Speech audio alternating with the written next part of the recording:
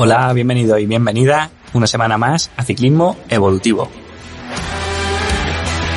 En el episodio de hoy hablamos con Daniel Muñiz Pumares, que es profesor en la Universidad de Hertfordshire de Ciencia del Deporte y además investigador en temas tan interesantes y de los que vamos a hablar hoy, como la potencia y la velocidad crítica, la W', el trabajo anaeróbico, el desacople cardíaco, diferencias en desacople entre hombres y mujeres, la suplementación con cafeína o con nitratos, o cómo cambia la variabilidad del patrón de carrera en relación a la intensidad.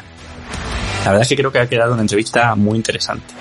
Y antes de comenzarla, también deciros que si queréis aprender sobre entrenamiento de ciclismo de forma muy práctica, muy aplicada, tenéis los cursos de ciclismo evolutivo donde tenéis pues cómo aprender a diseñar intervalos, periodización, entrenamiento de fuerza, análisis de datos, comprensión y utilización de las percepciones y las sensaciones en el entrenamiento, en fin, de todo lo que necesitéis para ser capaces de montar vuestro propio plan de entrenamiento desde el minuto 1 o el de vuestros entrenados. Echad un vistazo si queréis por lo menos a las reseñas, porque no podrían ser mejores. Y ya sin más, os dejo con la entrevista.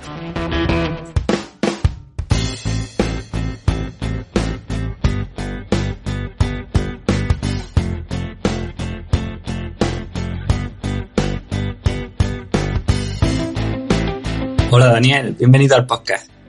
Muchas gracias. Bueno, pues es un honor tenerte por aquí y además creo que va a ser una entrevista, por lo menos por los temas interesantes.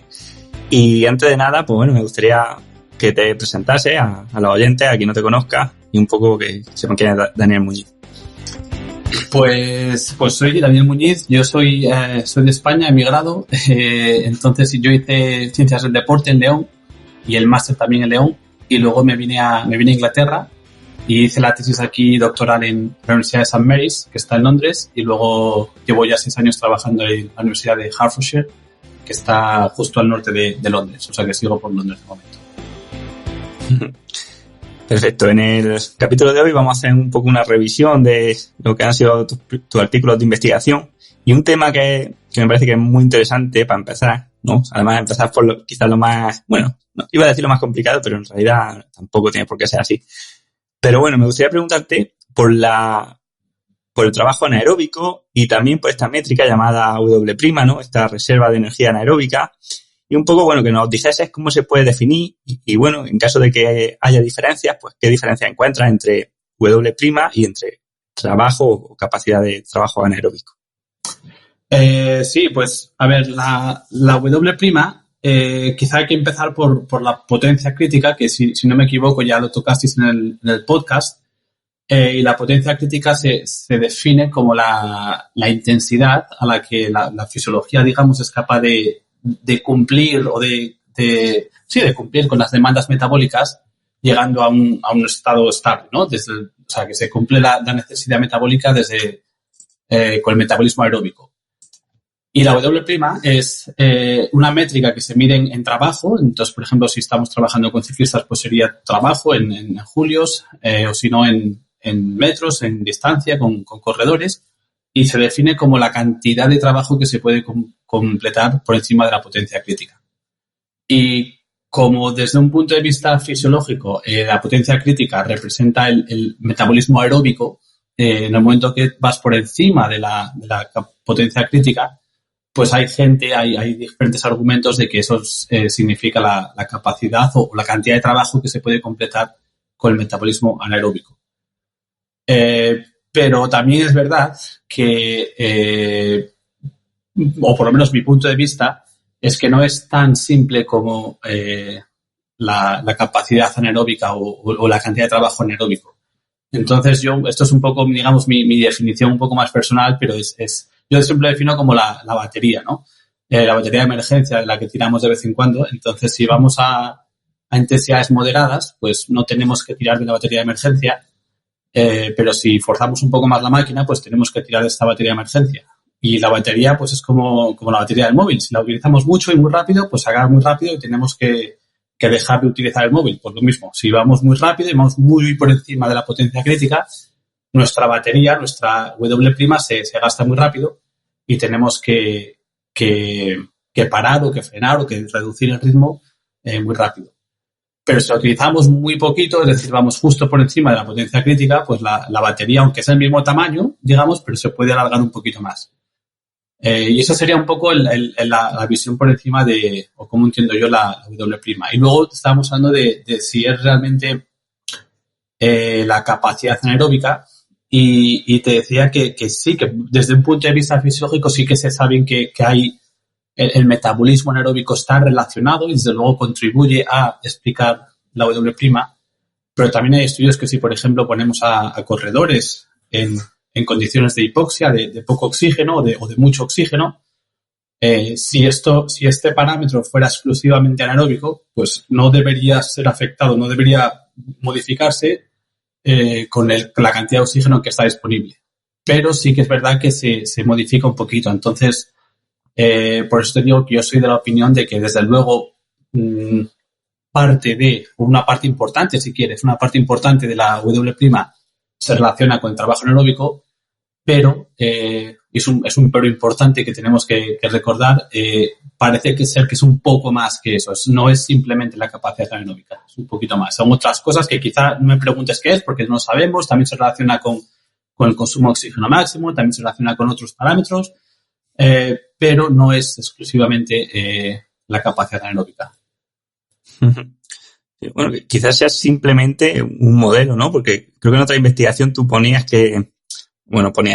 descubríais que el déficit de oxígeno no era el mismo, gastando el mismo kilojulios, no era el mismo déficit de oxígeno si estaba al 115 de la potencia crítica que si estaba al 105 o a 130, ¿no? Claro, sí. Yo es que hice mi tesis de doctorado sobre tratando de medir la capacidad anaeróbica. ¿Cuánto trabajo podemos realizar de forma anaeróbica? Pero yo lo que digamos, unas cosas que aprendí haciendo la tesis fue que no es tan fácil. Yo no sé todavía exactamente qué es la capacidad anaeróbica, porque lo entendemos lo definimos como la cantidad de trabajo que realizamos con rutas metabólicas que son independientes del oxígeno. Pero luego, ¿eso qué significa en la realidad? ¿Qué significa en la vida diaria? ¿Y qué implicaciones tiene para los corredores? ¿Y cómo lo entrenamos? ¿Y cómo lo medimos? Pues eso es más complicado. Entonces, incluso el déficit de oxígeno que utilizamos como parámetro para medir la capacidad anaeróbica, también ahí tienes que tener unas limitaciones y tienes que asumir ciertas cosas que quizás no siempre sean verdad. Por ejemplo, si tú utilizas intensidades de trabajo muy altas, necesitas saber cuál es la demanda de oxígeno para esas intensidades tan altas. ¿Y cómo calculas tú la demanda de oxígeno a intensidades tan altas cuando ya no eres capaz de medirlo a un estado estable? Pues eso es una limitación que no sabemos, lo tenemos que asumir de alguna forma y estamos ahí asumiendo cosas que quizás no sean siempre correctas. Y luego también tenemos que asumir que si la intensidad de trabajo no cambia, la demanda de oxígeno tampoco cambia. Pero eso también es improbable porque, como sabemos, a altas intensidades cada vez vamos a ser menos eficientes y entonces pues son, digamos, limitaciones de este parámetro que intentamos utilizar para medir la capacidad anaeróbica. Sí, interesantísimo. Además, por ejemplo, en ciclismo se ve mucho últimamente en modelos matemáticos, software que, digamos, se diferencian entre la FRC o W', ¿no? Esta capacidad de trabajo anaeróbico, el V2+, el umbral por otro lado, ¿no? Y al final yo creo que está todo mucho más integrado, ¿no? Y que no puedes decir que porque haya aumentado o disminuido el número que salga el W', el deportista sea más o menos anaeróbico o más o menos en forma, ¿no? Sí, yo estoy de acuerdo. Y aparte yo lo que intentaría es pensar, bueno, dos cosas. Por un lado, no vería solo la W' como un parámetro aislado, yo lo vería siempre unido a la potencia crítica e intentaría ver los dos, digamos, conjuntos, porque eso es lo que te va a formar la curva de potencia-tiempo. Y por otro, particularmente en eventos largos, lo que pasa con la batería, ¿no? Con la W', con la W', es que se utiliza cuando vamos por encima de la potencia crítica, pero luego se recarga, se recupera cuando vamos por debajo de la potencia crítica. Entonces hay un montón de trabajos y más que van a salir en los próximos años de cómo se utiliza esa batería y cómo eres capaz de utilizar la batería, pero luego si durante otra etapa, otro sección de la carrera eres capaz de ir más despacito, bajas el ritmo y vas por debajo de la potencia crítica, eres capaz de recargar, eres capaz de recuperar esa batería. Entonces, el trabajo total que eres capaz de hacer por encima de la potencia crítica es mucho mayor que el tamaño, digamos, de la W'. Porque esa batería, digamos, se va utilizando, desde luego, pero luego también se va recargando. Y la vuelves a utilizar y la vuelves a recargar. Entonces, lo que nos interesaría, yo creo, sería poder medir eso, poder cuantificar eso. Yo creo que eso sería mucho más interesante que solo el parámetro de la W'. Y luego, digamos, desde un punto de vista estratégico, pues sería ser capaz de diseñar la carrera o trabajar con el corredor para que tengas la mayor capacidad de ejercitarte por encima de la potencia crítica, pero al final de la carrera, no solo al principio, sino más adelante, en los últimos kilómetros, cuando se va a decidir la carrera o la clasificación o lo que sea, pues ahí es cuando te interesa estar a tu 100% y tener la batería, digamos, cargada a tope. Sí, es una duda o más bien una pelea eterna que tengo con muchos deportistas, ¿no? Porque siempre la persona dice, no, es que me falta capacidad anaeróbica, me falta punch cuando me atacan al final. Y dices, ya, claro, pero te atacan después de 2 horas, de 3 horas de carrera, ¿no? Entonces, quizás lo que tú crees que te falta no es lo que te falta, ¿no? Claro, desde luego. Y aparte es una de las cosas que también intentamos medir con este trabajo del desacople, que igual tocamos luego, es digamos, la fisiología que tenemos al principio de la carrera no va a ser la misma fisiología que tenemos 2, 3, 4 horas después de haber comenzado a hacer ejercicio.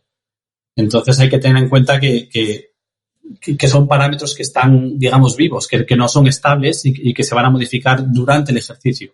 Entonces, tu potencia crítica, por ejemplo, puede estar a 200 vatios, por ejemplo, pero esos 200 vatios son los que tú calculas cuando estás completamente descansado, en condiciones ideales, acabas de desayunar, perfecto. Pero luego te montas en la bici, haces 150 o 200 kilómetros, subes un par de puertos, y esa potencia crítica no va a ser 200 vatios, va a ser pues 180 o 170 o lo que sea, porque vas a acumular fatiga y eso te va a repercutir en que tu fisiología está cambiando durante la carrera, durante el esfuerzo. Entonces, claro, son circunstancias que durante muchos años siempre nos hemos centrado en medir estos parámetros cuando estamos al 100%, completamente descansados, pero en los últimos 2, 3, 4 años van saliendo trabajos de que quizá deberíamos tratar de medir esto no cuando estamos completamente descansados o no solo cuando estamos completamente descansados, pero también cuando hemos realizado un esfuerzo muy importante y necesitamos rendir, pero rendir 2, 3, 4 horas dentro de un esfuerzo importante. Exactamente. Bueno, ¿y tú crees que se podría decir que haya un tipo de entrenamiento para mejorar la capacidad anaeróbica? ¿O más bien depende de tantos factores que es difícil dar una receta o depende de todo? A ver, si tratamos de mejorar el metabolismo, digamos, anaeróbico, lo que tenemos que hacer son esfuerzos que estresan y que ponen a prueba nuestro metabolismo anaeróbico. Entonces, cualquier tipo de esfuerzo que sea de muy alta intensidad, que por lo tanto vayas a necesitar metabolismo anaeróbico, y que lo utilices y que lo, digamos, vacíes y que vacíes esa batería que estábamos hablando antes y luego la recargues, la vuelvas a vaciar. Ese tipo de esfuerzo que generalmente va a ser de alta intensidad y de más intermitente, pues probablemente sea más efectivo a la hora de mejorar la potencia anaeróbica que un entrenamiento, digamos, más a baja intensidad y digamos, prolongado en el tiempo. Pero yo vuelvo a la misma idea de que ¿cómo lo medimos? Si no sabemos o si no tenemos las herramientas adecuadas para medir la capacidad anaeróbica, va a ser difícil para cualquiera, pues, tratar de cuantificar cómo de efectivo es un entrenamiento u otro, o si un corredor tiene más capacidad anaeróbica que otro.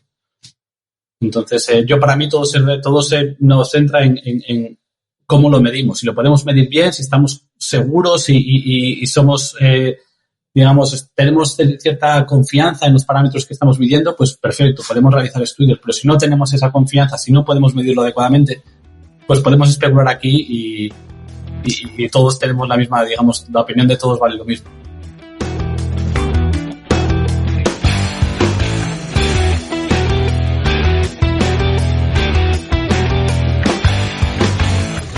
Sí, exactamente, ¿no? Yo me quedo a lo mejor de lo que dices, que también es todo mucho más complejo de lo que pensamos, ¿no? Y que no se trata solamente de contar kilojulios, porque los mismos vatios, por ejemplo, los mismos kilojulios, en función de si lo haces en intervalos de 10 segundos o 10 off, pues genera un déficit de oxígeno diferente a si lo haces en 60, ¿no? Por ejemplo. Sí, desde luego. Hay por ejemplo, hay algún estudio de Harry Rossiter, que está en Los Ángeles ahora, que ponía gente, me parece que era una extensión de pierna, o sea, un ejercicio muy aislado, muy digamos, concreto, pero bueno, el modelo nos vale para especular un poco lo que pasaría en por ejemplo, en carrera o en ciclismo. Y es que pones a gente a hacer intervalos con la misma ratio entre trabajo y descanso, pero diferentes duraciones. Es decir, si por ejemplo te ejercitas durante 10 segundos y luego descansas 10 segundos, o te ejercitas durante 20 segundos, luego descansas 20 segundos, o durante 40 segundos, luego descansas 40 segundos. Y lo que se demuestra es que cuanto más largo sea el periodo de trabajo, aunque luego el periodo de recuperación sea lo mismo, cuanto más largo, más tiempo das para que, digamos, acumules estrés en el cuerpo. Y desde un punto de vista fisiológico es mucho más estresante, es mucho más demandante, si me permites, que un trabajo más corto. Entonces sí que parece que si lo que quieres es acumular estrés en el cuerpo, necesitas hacer intervalos un poco más largos para, digamos, darle tiempo a esa alta intensidad para que se acumulen esos metabolitos dentro del músculo para que luego causen las adaptaciones. Sí, no sé si hace poco estuve leyendo unos artículos de Villat, en 2001 creo que era, donde el déficit de oxígeno, cuando hacían intervalos, por ejemplo, o sea, hacían no sé cuánto eran, si 5 minutos, o no, 2 minutos, por ejemplo, al 80 y 2 minutos al 90% del V2 más, era más alto que cuando hacían, por ejemplo, más marcados, al 70 y al 100 o al 60 y al 110. Y esto a veces hace que se te plantee un poco si estos modelos de verdad, si no estamos... Sí, no, yo la verdad es que mira que hice mi tesis en el déficit del consumo de oxígeno, en el gap que hay, en el espacio que hay entre el consumo de oxígeno y lo que en teoría necesitaríamos, pero yo es un parámetro que realmente no he vuelto a utilizar y que sí tiene su utilidad, pero yo soy cauto a la hora de interpretar lo que significa el consumo de oxígeno y sacar conclusiones mucho más allá de, bueno, eso es un número que podemos medir y sí parece que está un poco relacionado con la capacidad anaeróbica, pero es todo un poco con pinzas. Entonces soy un poco cauto en la interpretación del déficit del consumo de oxígeno. Me encanta hablar con científicos por eso, ¿sabes? Porque al final luego hay mucha gente que vende certezas muchas veces por delante de la propia ciencia. Dani, me gustaría preguntarte también por el desacople cardíaco, en un artículo que habéis sacado este año, que bueno, tú estás de coautor. Y bueno, me gustaría preguntarte lo primero, para que la gente lo entienda, ¿qué es esto del desacople cardíaco y por qué se produce? ¿Qué nos indica? Sí, pues era un poco, o viene de la idea de lo que estábamos hablando antes, de que la fisiología no es estática y que, digamos, lo que podemos medir o nuestro consumo de oxígeno máximo y el umbral del lactato y todo lo que medimos normalmente representa nuestras mejores condiciones, pero eso sabemos que cambia durante el ejercicio. Y el desacople cardíaco es una herramienta que estamos intentando utilizar a ver si podemos de alguna forma cuantificar cuánto se deteriora nuestra función fisiológica durante el ejercicio. Y para cuantificar, para intentar medir el desacople cardíaco al que te refieres, pues simplemente calculamos la velocidad de carrera o la potencia si estamos en bici y el nivel de estrés cardiovascular o cardiorrespiratorio que sometemos al cuerpo para esa intensidad. Entonces, si por ejemplo vamos ejercitándonos a, por ejemplo, 150 vatios, por decir un número, y medimos nuestro nivel cardiovascular, que lo podemos medir de forma sencilla con la frecuencia cardíaca, calculamos el ratio, ¿no?, de los dos, de la carga interna, de nuestra carga fisiológica con la carga externa, la intensidad a la que estamos ejercitando. Y si vemos que ese ratio entre esos dos parámetros cambia durante el ejercicio, y hemos observado que cambia durante el ejercicio en maratonianos, eso nos indica que para una misma intensidad, para una misma potencia, por ejemplo, si estamos en bici, nuestro cuerpo está sufriendo más. Nuestro cuerpo necesita, el corazón necesita latir más rápido y necesitamos más energía y entonces estamos empezando a acumular fatiga, digamos, por decirlo de alguna manera. Entonces, lo que hemos observado es que en la maratón, por ejemplo, en el artículo al que te refieres, medimos el ratio al que me refería de la carga interna, de la frecuencia cardíaca y del ritmo de carrera. Y lo calculamos en el tramo de los 5 a los 10 kilómetros y luego lo calculamos en tramos subsecuentes de 5 kilómetros. Y observamos que realmente hay corredores que son capaces de mantener su fisiología mucho mejor y hay corredores que sufren mucho más y que su fisiología se deteriora mucho más durante la carrera. Y quizá de forma poco sorprendente, pero bueno, siempre es bueno demostrarlo con números. Los corredores que son capaces de mantener y preservar su fisiología durante la carrera son aquellos que son también capaces de correr más rápido y rinden mejor durante la carrera. Y por el contrario, los corredores que sufren un desacople, digamos, ¿no? Un desacople entre la carga interna y la carga externa durante la carrera son aquellos que también luego sufren mucho más y son capaces o no son capaces de rendir tan bien como nosotros. Entonces, una de las cosas que nos están preguntando mucho ahora y desde luego estamos intentando averiguar es, esto pasa, ¿no? Esto, digamos, la fisiología cambia durante la carrera, pero ¿por qué? ¿Por qué? ¿Y cómo puedo saber yo, como persona, como atleta, si mi fisiología va a cambiar durante la carrera o si por el contrario, digamos, voy a ser capaz de mantener el mismo ritmo con la misma carga fisiológica durante la carrera entera o el evento entero? Y son cosas que ahora mismo no sabemos todavía, podemos especular un poquito y quizá tengamos nuestras teorías de por qué esto pasa y por qué no, pero aunque no tengamos una respuesta acertada o más definitiva, sí que podemos especular de que probablemente sea características de cómo entrenamos y luego también características de la propia fisiología del corredor. Si tienes un porcentaje de fibras lentas que aguantan mucho mejor la fatiga, si tienes un porcentaje alto de esas fibras, pues probablemente seas capaz de mantener tu ritmo mucho mejor que otros atletas que quizá tengan un porcentaje más bajo de estas fibras musculares que son capaces de resistir la fatiga mejor. O digamos, de cuánto daño muscular experimentas. Hay una serie de teorías que no sabemos con certeza cuál es la más probable, pero sí que tenemos candidatos, digamos, ¿no? Para poder estudiar un poquito mejor por qué pasa esto.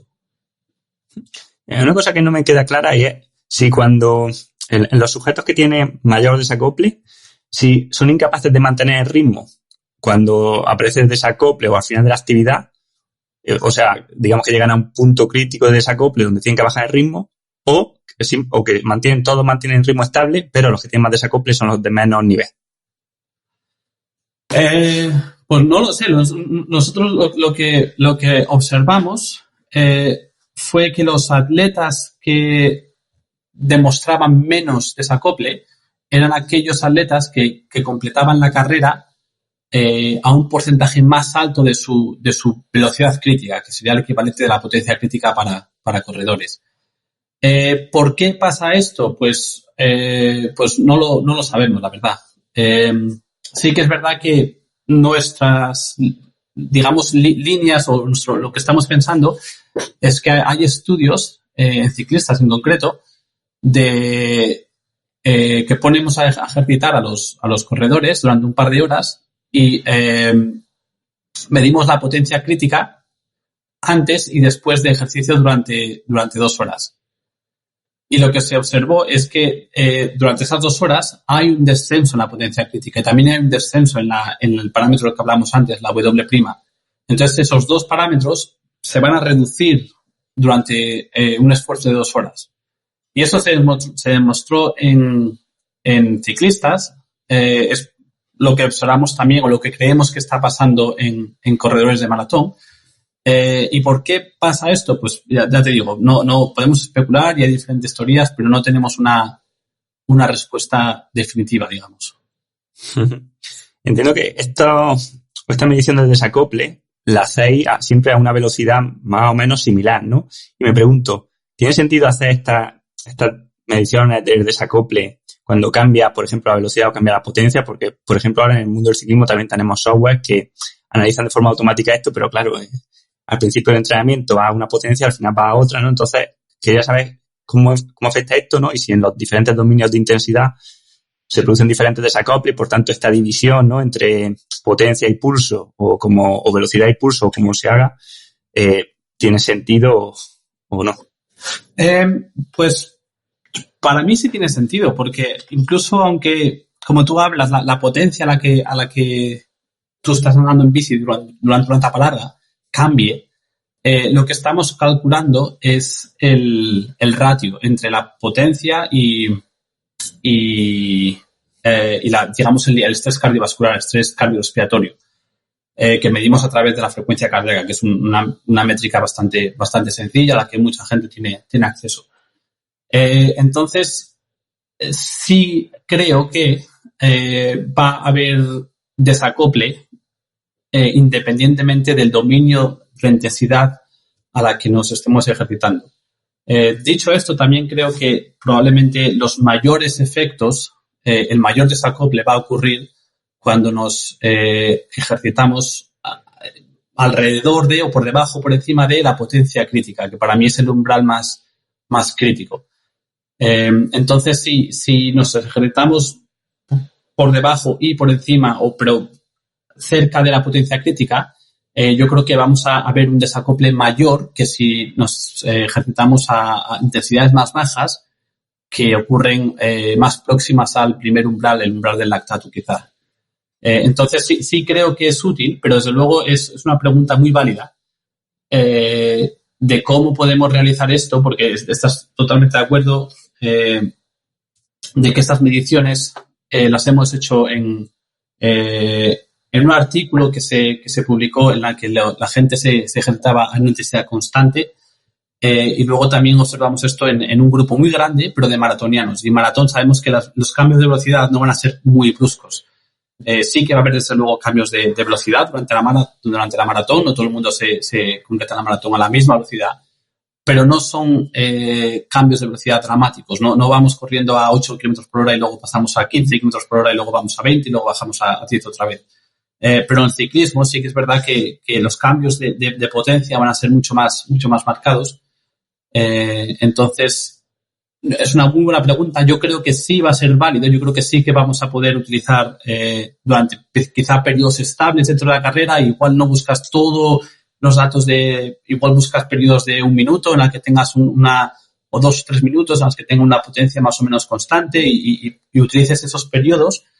Pero yo creo que una vez que averigüemos cómo y una vez que tengamos herramientas para poder utilizarlos, sí creo que este parámetro va a ser útil en ciclismo, sí. Sí, eso yo estoy contigo, que podemos coger, si tenemos 2 subidas en la carrera, ¿no? Y se han hecho al mismo ritmo. Exactamente. Cogéis y compararlas, pero un entrenamiento, porque muchas veces se coge el entrenamiento entero, ¿no? Te viene el entrenamiento y te viene en el software EF, ¿no? Que sería la división entre patio y pulso o desacople. Sí. Claro, el ciclismo al final es una montaña rusa. Claro, y aparte si solo coges un parámetro, es decir, durante la sesión del entrenamiento y coges la potencia y la frecuencia cardíaca, eso te puede servir para medir, digamos, la fatiga que acumulas en ese entrenamiento y ese tipo de cosas, la carga a la que experimentas durante la sesión entera. Pero quizá no sea tan útil a la hora de monitorear durante el entrenamiento cómo nuestra fisiología va cambiando según vamos haciendo ejercicio. Y eso para poder tener esa información necesitamos medirlo durante el ejercicio y necesitamos saber la información durante el ejercicio.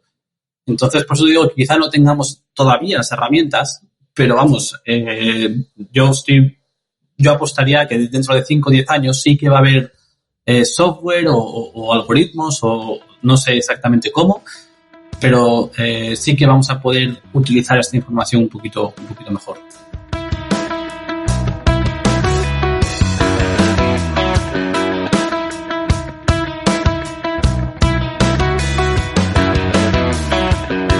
Perfecto. Bueno, también me gustaría preguntarte, antes lo has comentado un poco de pasada, pero ya específicamente la diferencia que se observa en el desacople en las carreras entre hombres y mujeres y a qué puede deberse. Pues sí, una de las cosas que observamos es que este desacople entre la carga interna y la carga externa es más marcado en hombres y no es tan marcado, es más, el tamaño, digamos, del desacople es menor en mujeres. Y por un lado eso quizá no nos debería sorprender demasiado, porque sabemos que las mujeres, por lo general, pues son más resistentes a la fatiga que los hombres. Y eso ocurre por varios factores. Uno, pues quizá tengan más porcentaje. Hablamos antes de los tipos de fibras musculares. Parece que las mujeres quizá tengan un porcentaje más alto de fibras de las que son resistentes a la fatiga. Luego también hay componente, digamos, psicológico o de comportamiento. Las mujeres, los hombres somos más impulsivos, más agresivos a la hora de comportarnos en la carrera. Entonces atacamos mucho, muy pronto y luego pues nos quemamos y luego tenemos que frenar. Las mujeres pues también desde un punto de vista de comportamiento psicológico, digamos, son mejores a la hora de vamos a controlarnos un poquito, vamos a empezar más despacio y son capaces de mantener el ritmo durante la carrera. Entonces es un poco las dos cosas, según lo veo yo, es alguna diferencia fisiológica que ocurre entre hombres y mujeres. Hablamos del tipo de fibra, hablamos del contenido de mitocondria, de la función mitocondrial también, que hay diferencias entre hombres y mujeres. Pero también, digamos, un componente psicológico o de comportamiento que también puede explicar esta observación. Sí, al final se ve cuando se analizan datos, curvas de potencia de hombres y mujeres, siempre cuanto más largo el esfuerzo, menor la diferencia. Y de hecho, no sé si, porque no estoy seguro de esto, pero me suena de que hay pruebas muy largas donde hay mujeres que ganan a los hombres, ¿no? Que son más resistentes. Sí, eso es un debate que tenemos, porque sí que es verdad que digamos, la diferencia a la hora de rendimiento entre hombres y mujeres suele estar en el 10%. Los hombres son aproximadamente un 10, 11, 12% más rápidos que las mujeres en básicamente en cualquier distancia.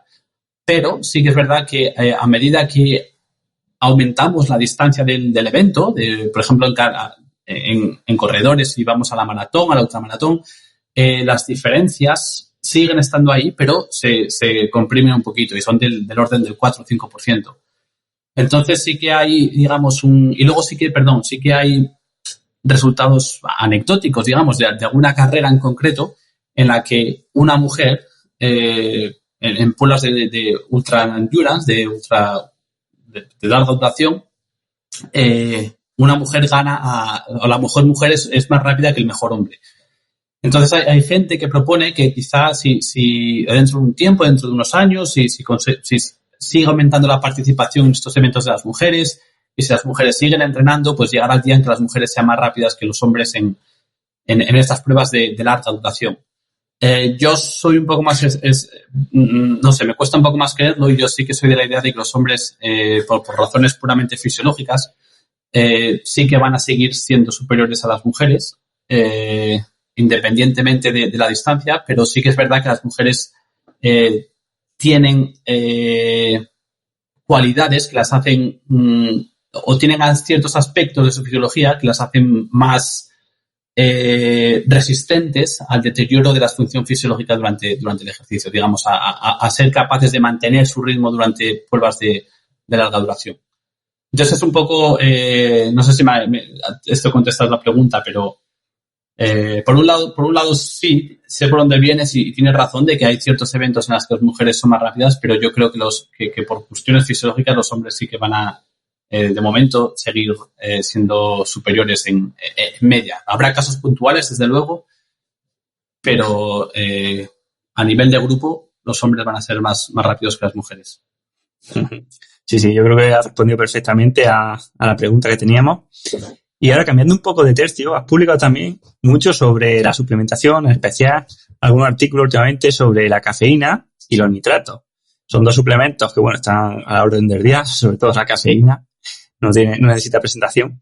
Y bueno, me gustaría preguntarte pues un poco qué habéis encontrado, qué efectos pueden tener cada uno de estos dos suplementos. Sí, pues bueno, sí, la verdad es que la cafeína y los nitratos son dos suplementos que llevan ya, bueno, la cafeína lleva ya tropecientos años de moda, ya sabemos todos que funciona, y los nitratos, la verdad es que sí que hay un montón de investigación en los últimos años sobre cómo actúan y cómo pueden suponer una ayuda ergogénica.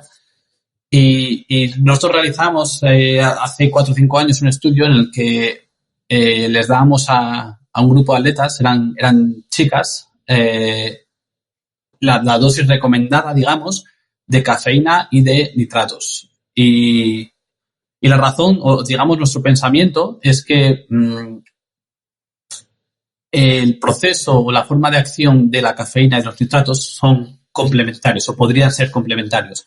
Me explico. La cafeína actúa más desde un punto de vista central y los nitratos actúan más en la periferia, en el músculo directamente. Entonces, nosotros pensamos, o la idea del estudio fue que si suplementamos con los dos, podemos beneficiarnos desde un punto de vista central con la cafeína, pero luego también nos podemos beneficiar digamos, desde un punto de vista periférico con cambios que ocurren en el músculo. Entonces, y específicamente con los nitratos, lo que ocurre es que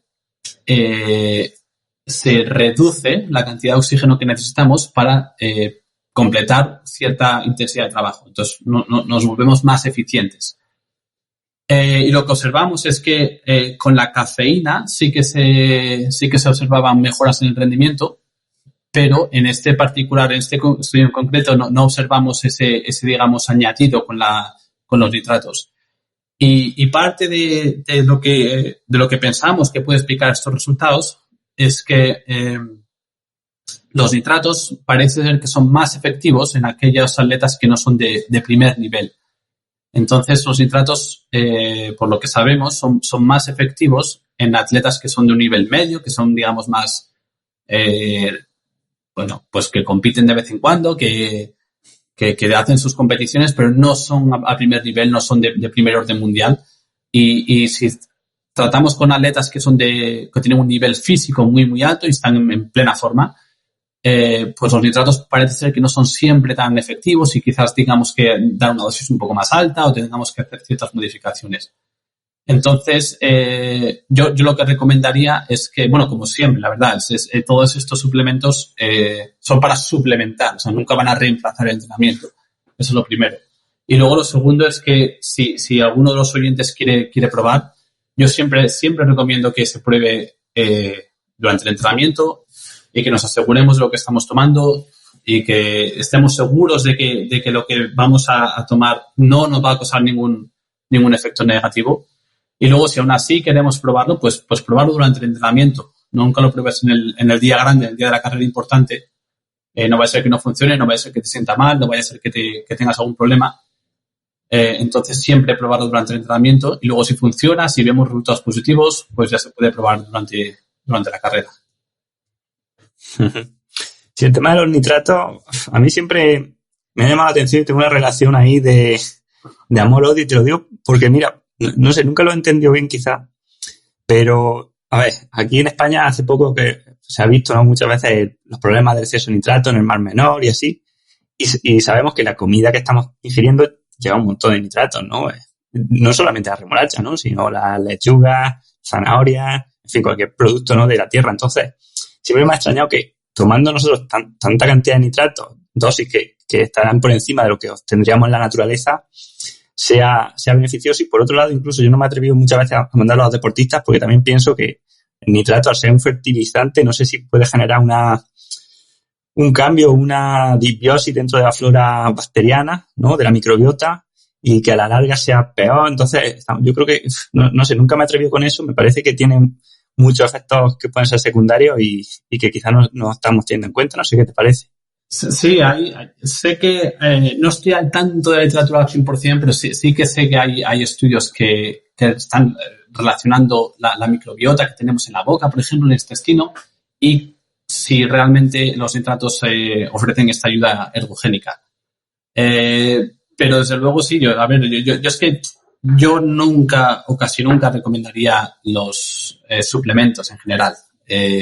Muy pocas veces recomiendo suplementos porque creo que con una dieta equilibrada cumplimos el 95% de las demandas para el 99% de los atletas.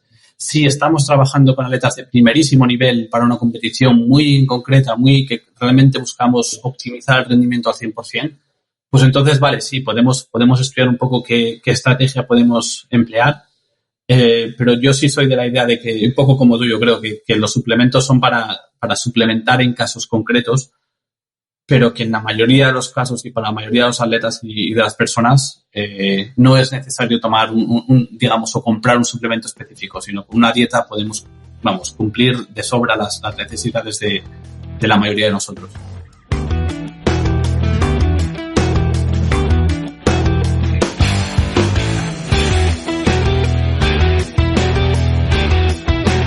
Perfecto.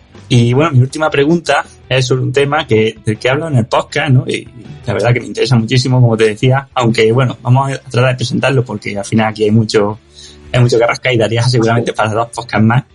Pero bueno, este último artículo sobre la complejidad en la carrera, ¿no? Y cómo cambiaba la variabilidad del movimiento, el patrón motor, en función de la intensidad. Y a ver si nos podría explicar un poco qué es lo que habéis encontrado, qué es lo que habéis testado y qué nos puede decir esto de cara al entrenamiento de las lesiones.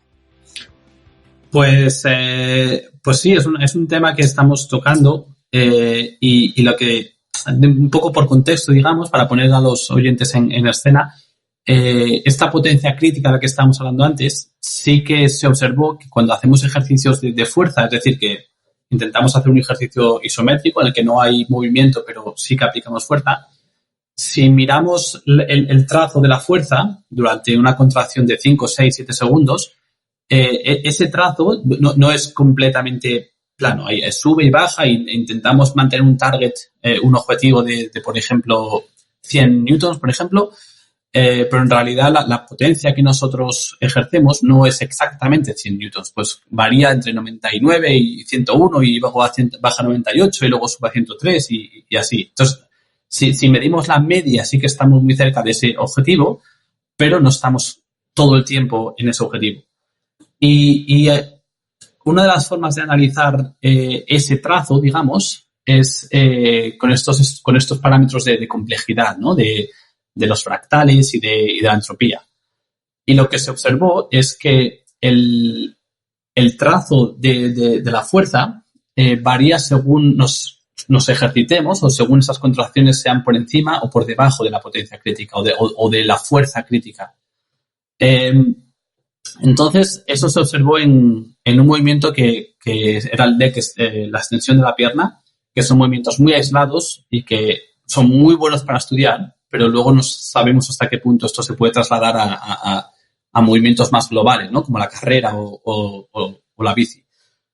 Entonces nosotros hicimos un estudio que básicamente replicaba ese estudio de la extensión de la pierna, pero en corredores. Y medíamos los ángulos de la cadera y de la rodilla y del tobillo con cámaras que analizan los movimientos, con marcadores para ver cómo se movían esos ángulos. Y pusimos a la gente a correr a intensidades relativas muy próximas a su velocidad crítica. Y lo que observamos es que sí que hay cambios en según qué parámetros, particularmente en la entropía, durante ejercicios que son próximos o alrededor, digamos, a esa potencia crítica. Y lo que se ha observado en el estudio de la extensión de pierna es que la complejidad desciende, pero solo desciende durante ejercicios que son por encima de la potencia crítica. Y esto lo que creemos que significa, luego voy a un segundito, en un minuto voy a lo que observamos nosotros, pero lo que creíamos que significaba es que esta complejidad cuando desciende significa que el sistema, es decir, el cuerpo, es menos adaptable a estímulos nuevos, ¿no? Entonces, si por ejemplo, si vamos corriendo, por ejemplo, y hay una piedra en camino y tenemos que esquivar esa piedra, pues es un imprevisto que tenemos que responder a ese imprevisto para no tropezar y caernos. Y lo que interpretamos es que si la complejidad baja, el cuerpo, el sistema, tiene menos espacio, digamos, menos habilidad para adaptarse a ese estímulo y no tropezarse y caerse, ¿no? Entonces, cuando hicimos el estudio en corredores, observamos que no había un umbral tan claro, una diferenciación tan clara en la entropía. Entonces sí que es verdad que en algún ángulo, en alguna parte del cuerpo sí que observamos que particularmente en la cadera no se originaba descenso en la entropía, en la complejidad, pero no era un, descenso claro como se había observado en el movimiento más aislado de la extensión de pierna. Y como no estaba muy claro, porque habíamos hecho intensidades que eran muy próximas a la potencia o a la velocidad crítica, luego repetimos un estudio que estamos a ver si publicamos ahora dentro de poco, en el que utilizamos un rango de intensidades mucho más alto. Y lo que parece es que más que en este caso los umbrales, lo que parece ser es que es la velocidad por sí misma lo que determina la entropía o el descenso en la entropía, que es más progresivo y no es un umbral tan claro como habíamos observado. Y esto lo interpretamos como que cuanto más rápido corremos, nuestra complejidad se reduce y por lo tanto somos menos hábiles de responder a estímulos nuevos y a reaccionar a perturbaciones que quizás observemos o que simplemente ocurren mientras vamos corriendo. Pero todavía queda mucho trabajo aquí porque esto que te digo de responder a las perturbaciones y de que el sistema sea adaptable a nuevas situaciones en la situación en la que vamos corriendo, es lo que creemos que pasa, pero no necesariamente es lo que pasa en la realidad. Entonces, una de las cosas que queremos hacer, o que yo por lo menos quiero hacer, es intentar entender qué significa la complejidad cuando vamos corriendo, por ejemplo. Porque ya te digo, en teoría, significa que el cuerpo es menos hábil para responder a estímulos y a perturbaciones, pero no sabemos si esto es realmente lo que ocurre. Entonces, por ejemplo, observar si la gente que tiene una complejidad más baja o tiene una probabilidad más alta de sufrir lesiones, o cómo esto afecta al rendimiento de carrera, cómo si se puede incorporar esto a los analizadores que llevamos y que nos analicen cómo nos vamos corriendo y en el momento que se observa un descenso en la complejidad, pues que nos manden una alerta diciendo que vamos muy rápido, que tenemos que frenar un poquito. Esto es lo que yo quiero que va también en los próximos 5 o 10 años, que va a haber un montón de investigaciones de cómo podemos aplicar esto a la vida diaria, a lo que hacemos realmente casi todos los días. Sí, genial. Yo estoy seguro de que esto llegará cada vez más a la ciencia, sí. ¿No? Al final ahora mismo es, los proscritos en muchos campos de fisiología no se quiere todavía hablar de complejidad. Sí, pero yo creo que sí que va a haber, no un boom, a ver, tampoco voy a decir un boom, pero bueno, sí que va a haber de aquí a unos años hay muchísimo ahora con la complejidad de la frecuencia cardíaca, que seguro que también lo has tocado alguna vez, muchísimo, pues es un poco lo mismo, pero es integrarlo todo al final, ¿no? Y es como lo veo, que no es solo la frecuencia cardíaca y la complejidad de la frecuencia cardíaca y el umbral y no sé qué y el otro. Al final es todo, lo uno y cuando empezamos a analizarlo separado sí que vemos cambios, pero yo creo que lo bonito es intentar ponerlo todo junto y entender el cuerpo como un sistema y ver qué pasa y cómo responde a diferentes formas de ejercicio, a diferentes carreras, a diferentes niveles de rendimiento. Entonces, bueno, a ver qué nos depara los próximos, eso, yo te digo, 10, 15 años, no sé lo que tardaremos, pero llegaremos. Genial.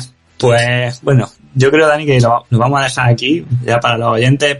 Profundizar más sería quizás pasarnos de lío, entonces lo vamos aquí y si va todo bien, haremos un podcast en el futuro y podemos hablar un poco más de las cosas que nos han quedado en el tintero. ¿Qué te parece?